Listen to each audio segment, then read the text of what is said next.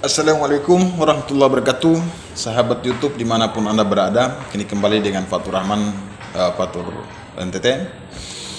Di konten YouTube kali ini saya akan memberikan beberapa 10 sikap hidup agar tetap bahagia.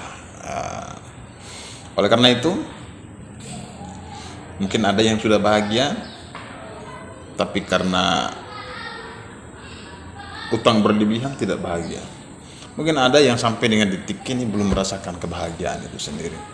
Ada bisa jadi punya masalah banyak, tetapi hanya karena putus cinta juga membuat dia tidak bahagia. Oleh karena itu saya memberikan 10 hal yang bisa insya Allah menjadi referensi untuk tetap kita bahagia dan tetap kita awet muda. Insya Allah, amin. Yang pertama, jangan khawatir. Kekhawatiran adalah penyebab aktivitas dan pikiran kita tidak produktif. Kadang-kadang kita itu kalau menghadapi sesuatu masalah, kita selalu khawatir terlebih dahulu.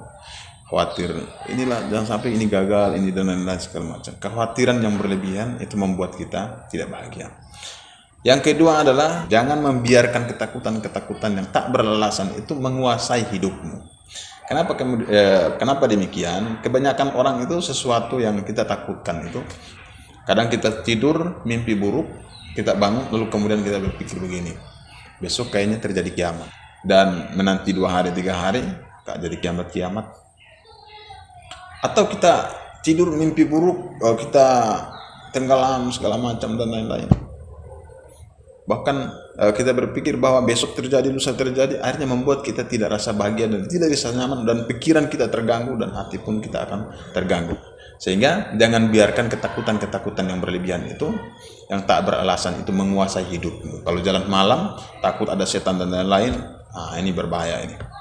Itu salah satu yang membuat kita tidak bahagia. Jangan menyimpan dendam. Nah, orang banyak ini kalau bicara tentang hati, bicara tentang rasa dan lain-lain, kita selalu menyimpan dendam terhadap seseorang, ya. Nah, ini ditinggalkan. Jangan pernah menyimpan dendam dalam kau punya diri, dalam pikiranmu, hatimu dan lain-lain.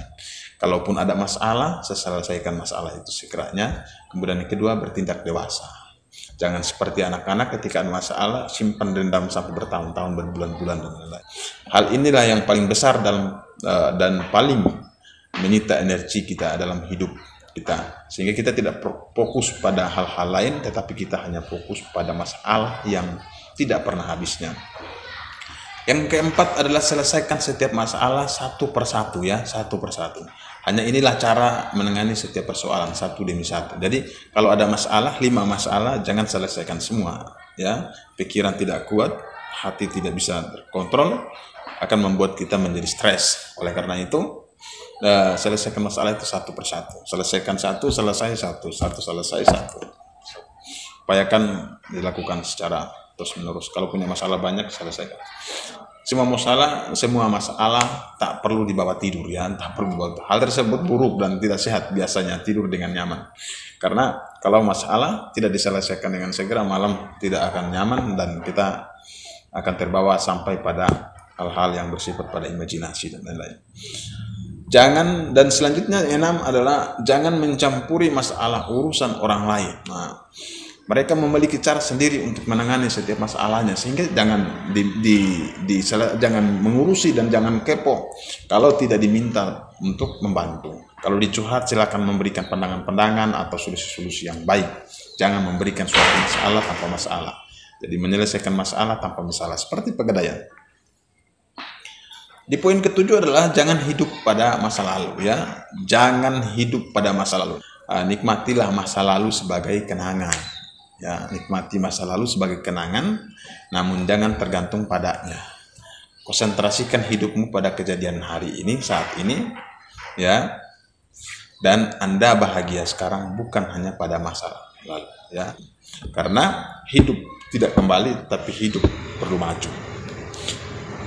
Selanjutnya poin 8 adalah jadilah pendengar yang baik, ya. Hanya saat menjadi pendengar seorang mendapatkan dan belajar ide-ide baru berbeda dari orang lain. Jadi belajar untuk mendengar dari orang lain, menjadi pendengar yang baik. Jangan memotong pembicaraan orang, tapi menjadilah pendengar yang baik dan bijak. Karena kamu anak setelah kamu mendengar, kamu akan menemukan beberapa hal. Yang pertama adalah kesimpulan, dan kamu akan menemukan solusi, dan kamu akan menangkap teori-teori ilmu-ilmu yang sempurna. Selanjutnya adalah ke-9, jangan biarkan rasa frustasi merusak dan mengatur hidupmu. Rasa frustasi ya.